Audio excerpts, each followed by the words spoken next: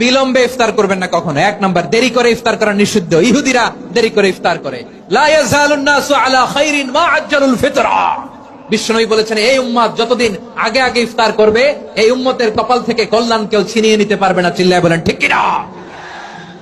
আজানের জন্য বসে থাকবেন না, সময় দেখবেন। স্থানীয় সময় যখন সূর্যাস্ত হওয়া মাত্রই বিসমিল্লাহ, খেজুর খেয়ে ফেলবো। পারবেন তো নাকি দেরি করবেন? সতর্কতামূলক 2 মিনিট পরে ইফতার করলে সিয়ামের কি কোনো ক্ষতি হবে? শুক্রিয়া, জাযাকুমুল্লাহ খায়ের। অতীব জরুরি জিজ্ঞাসা।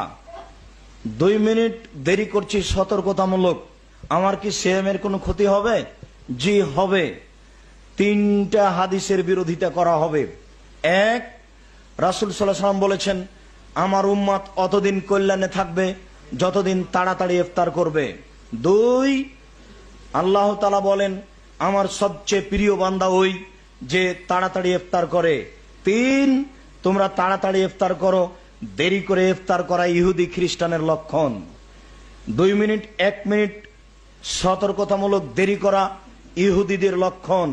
শুনে রাখুন, মনে রাখবেন, বাংলাদেশের মাটিতে ইফতারির যত লিফলেট, বিজ্ঞাপন, ইশতেহার, পেপার, পত্রিকা বের হয়েছে, ওর সবচেয়ে যেটা তাড়াতাড়ি করা হয়েছে, তার 1 মিনিট আগে করবেন আপনি।